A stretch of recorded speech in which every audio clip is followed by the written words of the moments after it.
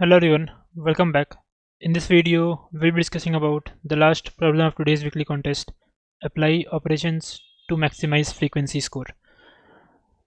As always, we'll not just discuss the solution, rather the entire thought process that one can go through while solving the problem to finally arrive at the solution.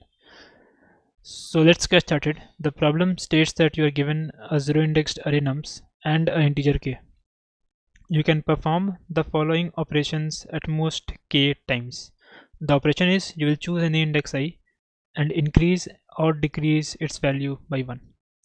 Now you have to figure out the maximum score of the final array. What is the score? Score is after applying these operations, whatever array you will get, the frequency of the most frequent element will be the score of the array, right? So let's say after applying the operation there is an element which occur 5 times and there is an element which occurred 3 times. So the score of the array would be 5 because the most frequent element, whatever the element is, no matter, but the frequency of the element is 5 and hence the maximum score will be 5. So let's take an example. Let's say the array is 1 2 6 4 and k is 3. Basically you can increase or decrease any elements here at most 3 times. Now you have to arrive at an array where the frequency of at least one element will be as max as possible, right? Because you want to maximize your score. So in this case, currently everything has a frequency of 1. 1 has a frequency of 1, 2 has a frequency of 1, 6 has a frequency of 1 and 4 has a frequency of 1. So in total for this array the score is just 1, right? Now we have 3 operations. So let's say you want 2 to be the maximum, 2 to have the maximum frequency. So let's say you try creating converting this 1 to 2. So what will you do? You will simply apply one operation to this 1 and increase its value to 2, right? So the new array would become 2264. So now the frequency of, like, the score of this array is now 2 because there is an element which occurred 2 times, right? Now you still have 2 operations left. So what you can do, you can simply decrease this 4 to 3 and then to 2 in 2 operations, and this array, the score of this array is 5. Score of this array is 3 because there is an element which occurred thrice here. So this is the maximum score that you can achieve. No matter what you do, you will not be able to convert all the element into a single element because that's where you will have a score of 4. But you can't do this with just 3 operations, and hence the maximum score possible in this case is 3. So hope the problem statement is clear. Now how to solve this? So let's say this is the array, right? We just have 2 choices. Either you will fix the element and see what is the maximum, like how many other elements you can convert to that, or in other words, what is the maximum frequency of that element, right? That is the approach 1.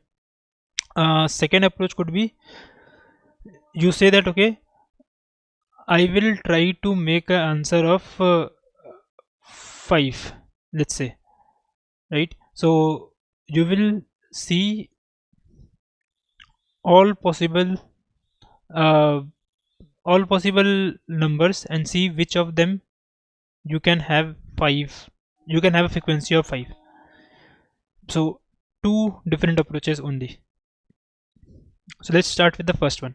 Let's say you are now saying that okay, I will fix the element.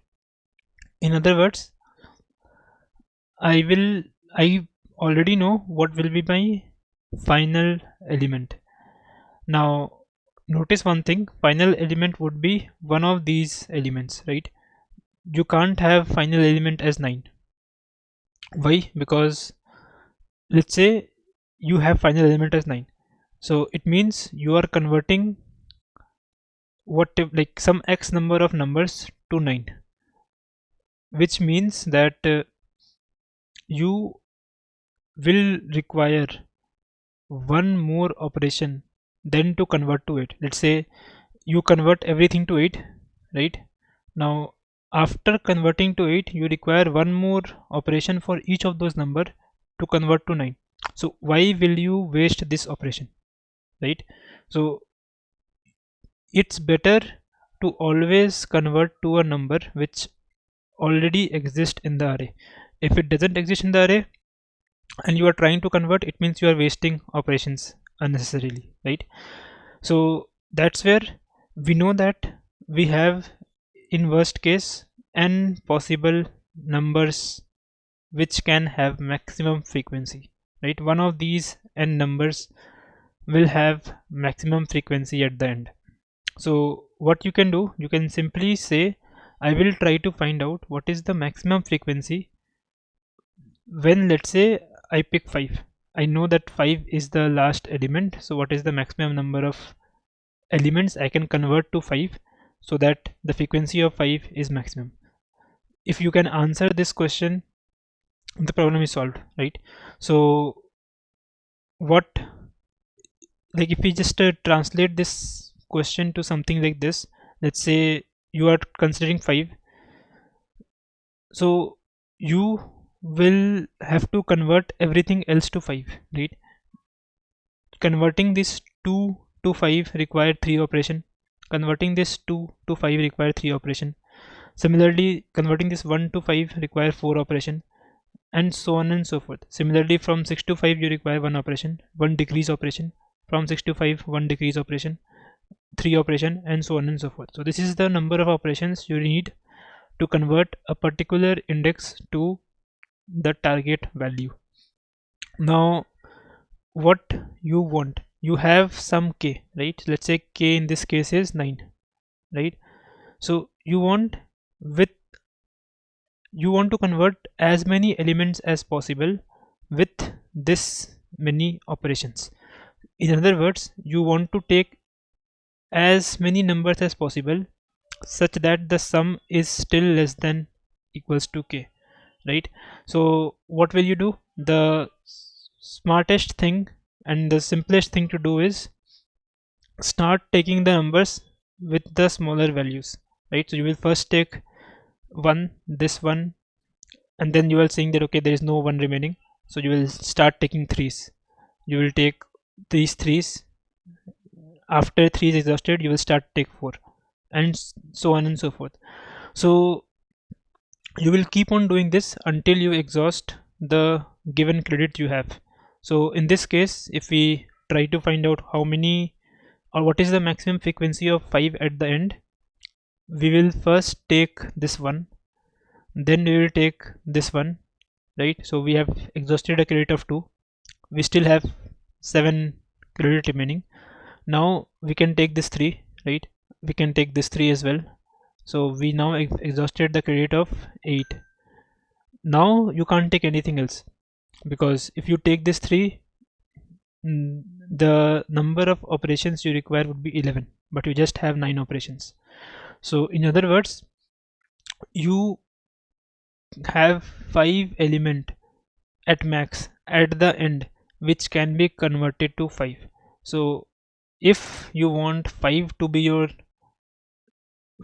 that element which have maximum frequency, the answer would be 5, right? Because you can have at max 5 of them. Similarly, now you will try the same thing for all other elements. Let's say one last time we are trying with 2. Now we are saying that 2 will be the maximum element, 2 will be the element which will have the maximum frequency. So in this case, what will you do? Again same thing, how many operations are required to convert to 2? So from this 1 to 2 you require 1 operation, from this 1 to 2 you require 1 operation, and so on and so forth. Similarly from here to here you require 3 operation, from here to here you require 0 operation, it's already 2, right? From here to here 4 operation, and so on and so forth. Now again from here you will keep on taking elements until you exhaust the limit, right? So we'll start with 0 first. So we'll take 0, then we'll start taking 1. So we'll take all these 3 1. So in total we have 4 elements and we have exhausted a credit of 3, right? Or sum is still 3. Now you can take one more element, right? Sum will become 6.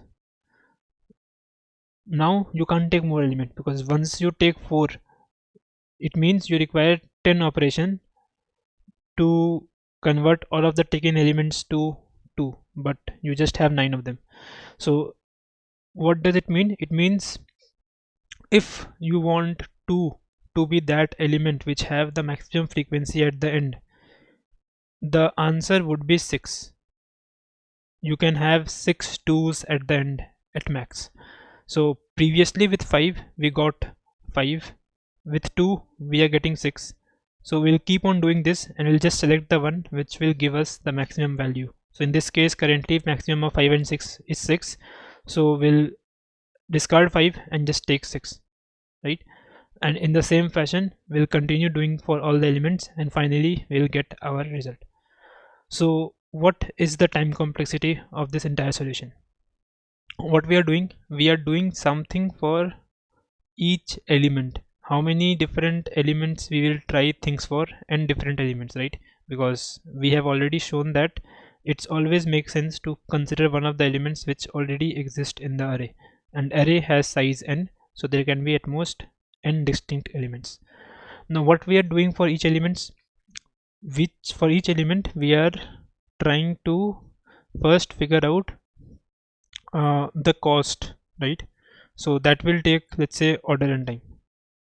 Now after finding out the cost, we are taking elements starting from the lowest one. So if you think about it, you might say, okay, let's just sort the array and take the elements from the left. So that is a valid solution, that will require you to sort everything, which will take order n log n time, right? So the total complexity is order n squared log n, right?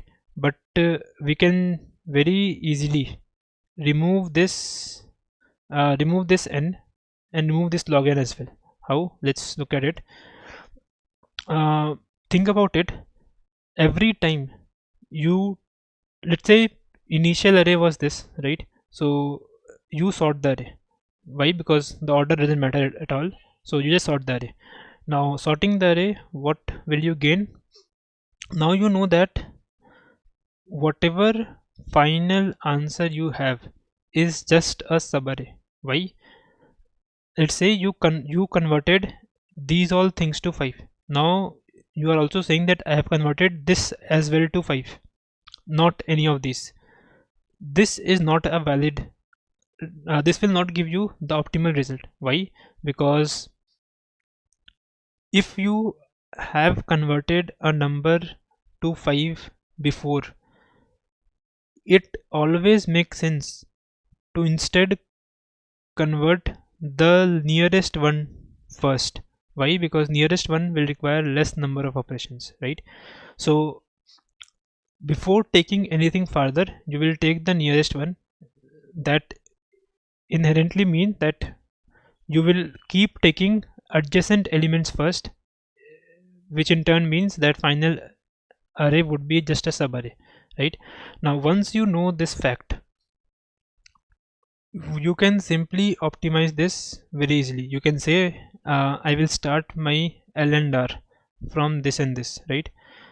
Now based on which one has smaller operation, which one requires smaller operation. Now again, you don't need this operations array as well. You can simply figure out operation at runtime. You know that the value here is 2 and the value here is 5. You want to convert 2 to 5, so you require 3 operation. You don't need to calculate this beforehand. So this n is now gone, right? So we have removed this n successfully. Now what? We have this L and R. Now you will simply say which one will give you the minimum value. Either it will be this or it will be this, right? So whichever will give you the minimum value, you will just take that first and move that forward. So in this case, this r was giving the minimum value, so you just take this one and incremented your r. Similarly, after this, again r is minimum, right? So you will simply take this and move r forward. Now again, from this to both are equal, so it doesn't matter which one you move. So let's say you move this time l, just an example. Now in this case, again l and r both are same, so you doesn't matter which one you move. So you will keep on doing this until you exhaust the limit k, right? So in this way, you don't need to sort the array as well. Notice what you are doing, you are simply expanding your ranges in either left or right, and in worst case this expansion can go all the way up to the end of the array, so that is fine. So overall complexity is still order n, but you are not sorting the entire thing, so this log n also goes away. So overall complexity is order n square, right? Which will not pass because n is up to 10 power 5. So we need to optimize this. Now how to optimize? Notice that there are two n's, right? We have to remove one of them or reduce one of them. So what is this first n denoting? First n denotes that you are trying out something for each of the values of the array, right? So can you reduce it? Like instead of trying all the values, can you try less values? Or instead of trying the values in serial order, can you do binary search? Answer for both the question is no, because you don't know which element will give you the maximum value, and you can't apply binary search as well because you don't know that whether 6 will have maximum value or whether 8 will have maximum value, right? So you can't say that if 6 give you a value of 5, 8 will give you a value of 4. That is not possible because here we are considering about frequencies. So removing this n is not possible here. How about removing this particular n? So what this n denotes? This n denotes what is the basically what is the subarray which we will be having at by taking this k numbers at the end, right? So this as well is not possible to achieve in less than order n. One, you can you can reduce the number of iterations, but you can try, you will not be able to come up with the minimal sum required in less than order n time, and hence reducing this complexity to less than order n square is a bit difficult. So that's where let's just try out the second possibility, where instead of fixing the value we are fixing the length. Okay, in other words, we are trying to iterate over the result, because number of the frequency of the largest frequency is the result, right? So we are in a way trying to iterate over the results. So what we can say is we'll say, is it possible to convert everything or to convert some element into to convert x elements into something? I don't care about number at all, right? I just want all my x numbers to be converted to that, right? Which x numbers is also immaterial here. So what you can do, you can say I will try out all possible lengths. I know I want to find out the maximum value, right? So maximum score. So maximum score can be n, right? Basically everything is equal, so maximum score can be n. So I will say, is it possible to convert everything into a single element, no matter what the element is, into a single element with just k operations, right? So again, let's assume that k is still 9, right?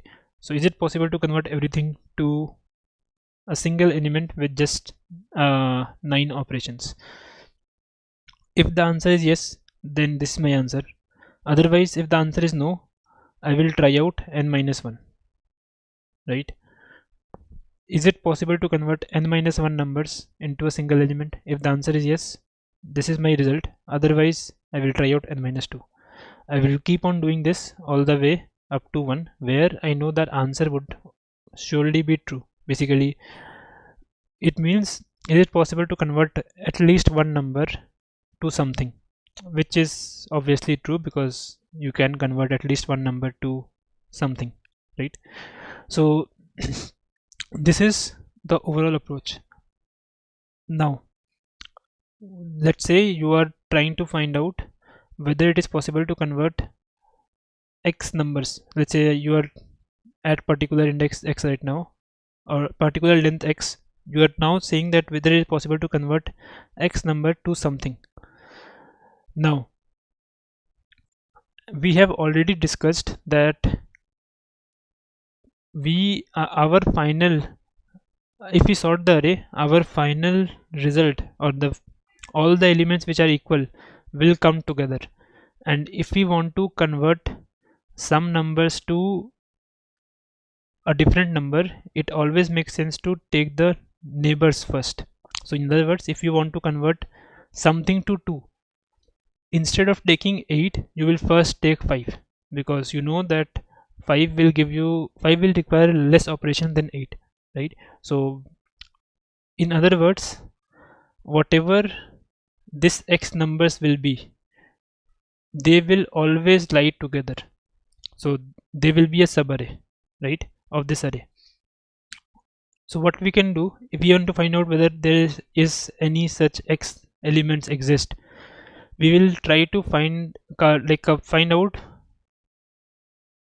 for every subarray of size x, is it possible to convert everything to a single element with just 9 operation. So if we take an example, let's say x is 5 here for now, right? So we will try out every possible subarray of size 5, right? Why subarray? Again, because if you want to convert something to a different number, it always makes sense to take neighbors first. That's why subarray. So there are only handful of such subarray of size 5, right? Now for each of these subarray, we just need to find out at least one of them. If at least one of them, we can convert everything here to a single element, no matter what element it is. If we are able to convert everything to a single element, then the answer is yes. Okay, so now the problem reduced to, for a subarray, we have to figure out how many operations are required to convert everything to a single element. And if that operation is less than equals to k, we can say yes, it is possible to have at least one, to have some number, to have at least 5 numbers to be converted to a same number at the end, right? So how to solve this problem now? This problem is very easy. The problem is, again, how many operations are required to convert everything here to a single element. This is a very standard problem. I would strongly encourage you to pause and try to solve this problem by yourself first. So hope you have given a thought first. So we can if we have to convert everything to a single element and we want to figure out what is the minimum operation required, we will always convert it to the middle element. Now why middle element? The reason is simple. Let's say you are converting it to something else, for example this element. So if you are converting everything to this element, then in a way, for these two elements which previously require no operation, now you are requiring one more operation, right? So just to make it a bit more clear, let's say you want to convert everything to the last element. So you, for this element, for middle element, you will require some number of operation, let's say O, some O number of operations, right?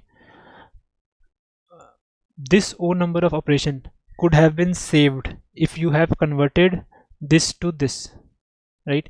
But now you might argue that, okay, instead, like, even though this is saved, there are savings here as well. Like, you might say, for converting this to this, we require one operation, but now it doesn't require any operation. So we are also saving something, but we require this O operation for all of this. Previously you converted everything to here, right? Now you are converting everything else to the last element, so you require this O operation for all of the previous elements.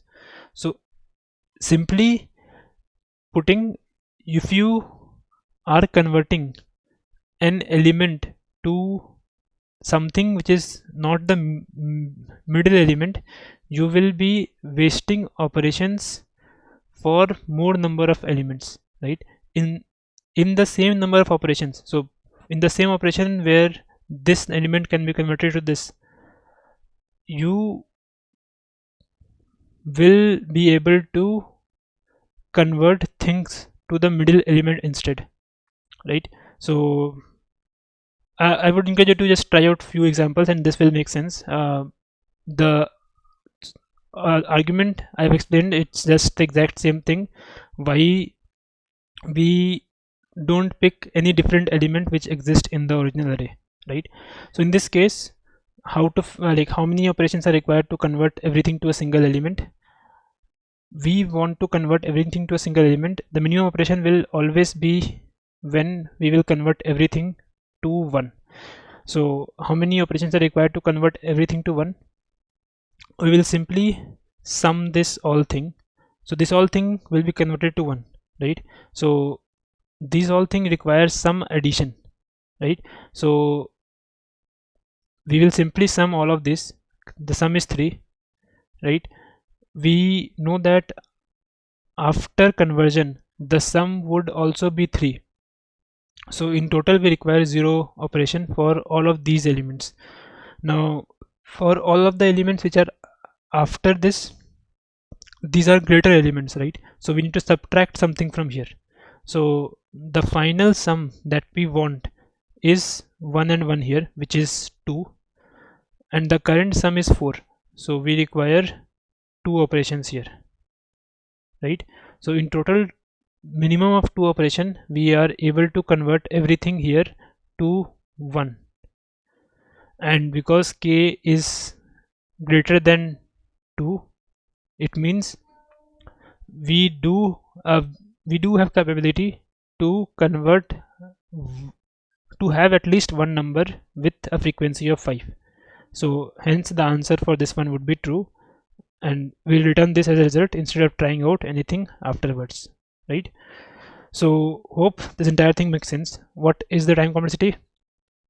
Now what we are doing, a couple of things. We are first checking something for each of the length, right? So in total there are n number of lengths, right, all the way from 1 to n. For each length, what we are doing, we are trying to find out what is the minimum operation required for all the subarray, right? So iterating over all the subarray would require order and time. So basically this is L, this is R. Now this will be L, this will be R. And if you do so, if you continue something, you will say you will require n minus k time, which is n minus k iterations, which is where k is the number of k is the size of the subarray. But k, in worst case, k can be 1 and you will require order and time. So number of for iterating just over the subarray, you will require order and time. Now for each subarray, what you are doing, you are trying to find out the middle element, which is just order 1 operation, and then you are trying to find out the sum in the left and sum in the right, which you can simply do using prefix sum in just order 1 time. So you are doing order 1 operations here. So in total you just you are in a way you are just iterating over all the subarrays only once. So overall the complexity still order n square. So before moving further, let's just try to explain this one once again, because I think some of you might not get it, which you are seeing for the first time. Others you can just move ahead. So what I'm trying to show here is why I sum this one and then subtract it from the final sum, and then I sum the right and subtract it from the original sum. Why not sum everything and then subtract from the resultant sum? In other words, why not, we know that the final array would be 1 1 1 1 1. So why we haven't done 2 plus 2 plus, like sum of everything, which is 7 minus 5, because I know this final sum would be 1. So why not this, and why have we done the opposite one? The answer is really simple. In this case it might be giving correct result, but this will not always be the correct value. Why? Because the cases where you need to convert this to this, you need something else. For example, let's say let's talk about this case, right? This is an important good example. So we have to convert everything to 5, right? So if you do both the approaches here, let's say you sum everything, 2 plus 2 4, 4 plus 5 9, 9 plus 12 21, 21 minus, you know, the final value would be 5 5 5 5 5, right? So you will simply say 21 minus 25, which is 4. So you will say, okay, in just 4 operation I will be able to convert everything to 5, but this is not correct. Why? Just think about it. For converting this 2 to 5 you require 3 operation. For 2 to 5 you require 3 operation. For 6 to 5 you require 1. For 6 to 5 you require 1. So in total you require 8 operation, but from this formula you got just 4 operation, which surely is not correct. So why does this happen?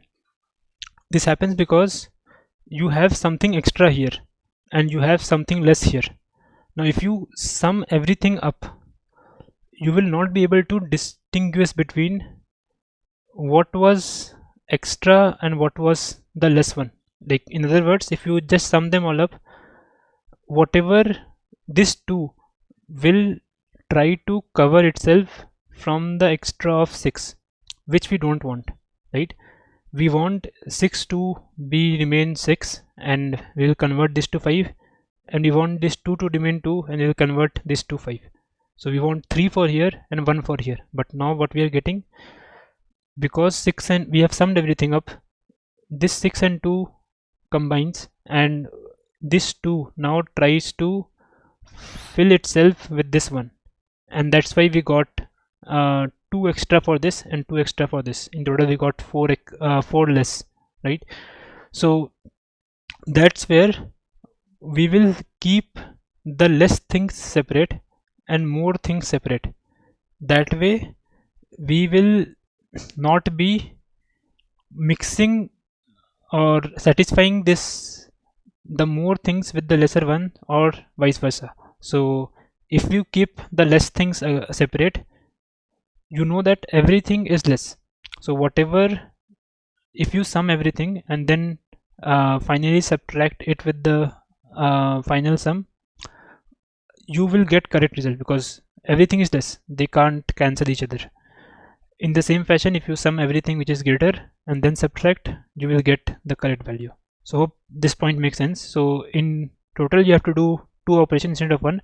You will sum everything on the left by prefix sum, and then just figure out what will be the actual sum at the end. 5 5 5 15. So 15 minus current sum, which is 4 plus 9 15, 4 plus 5 9, which is 6, and finally you will sum this thing, which is 12, and final sum would be 10. so you'll subtract this 2. Now 6 plus 2, which is 8, which you can see is the correct result. So hope this makes sense. This was just a small proof. Now we reached a solution of order n square, but clearly this is also not sufficient, so we have to reduce this as well. Now again, 2 n's here.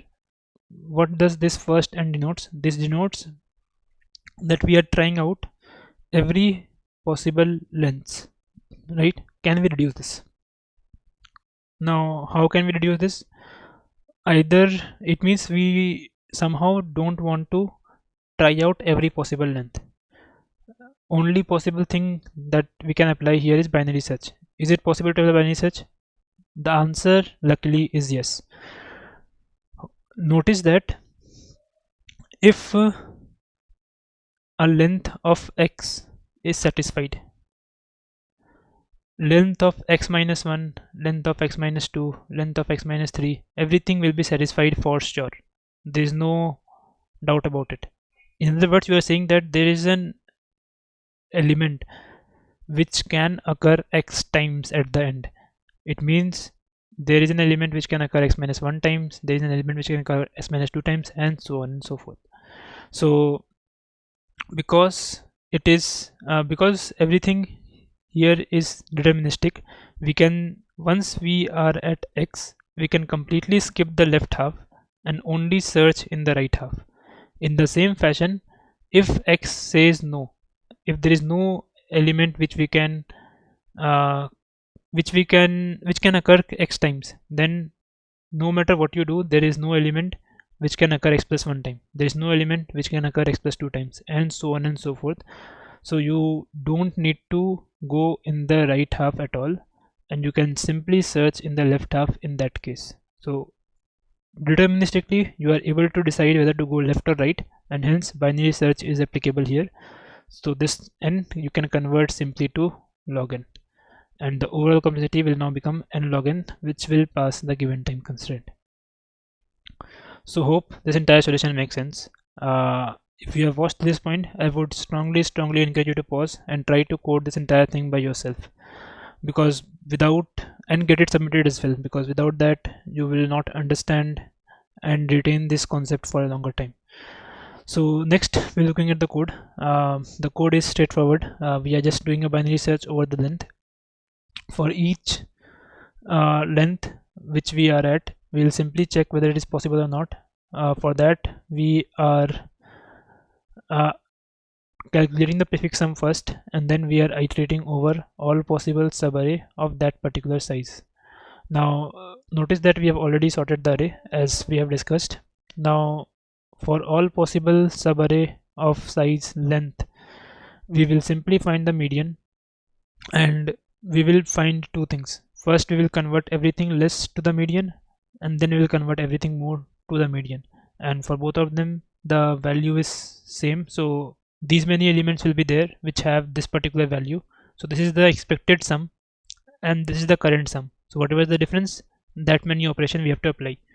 Similarly, this is the current sum and this is the expected sum. So the difference is how many operations we'll be applying.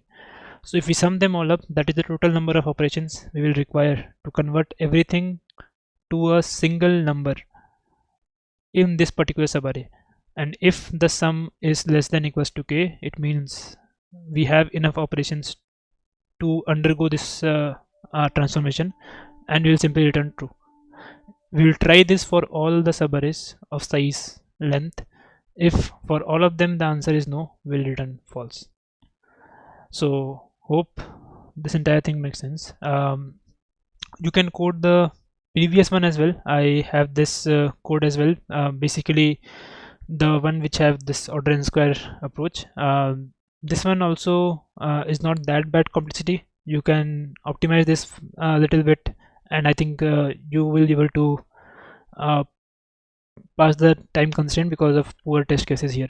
But anyways, this is a good exercise if you are learning or seeing this kind of approach for the first time. You can try this out, and you should not get TLE at least until the 700 test case, because those were very I think those are the uh, test cases where the approach will work because I've submitted that code. So that's it. If you have any doubts in any of the approaches, feel free to post them in the comment section below. I would be happy to answer. If you like the video, give it a thumbs up and do subscribe if you haven't already. I will see you in the next one. Thank you.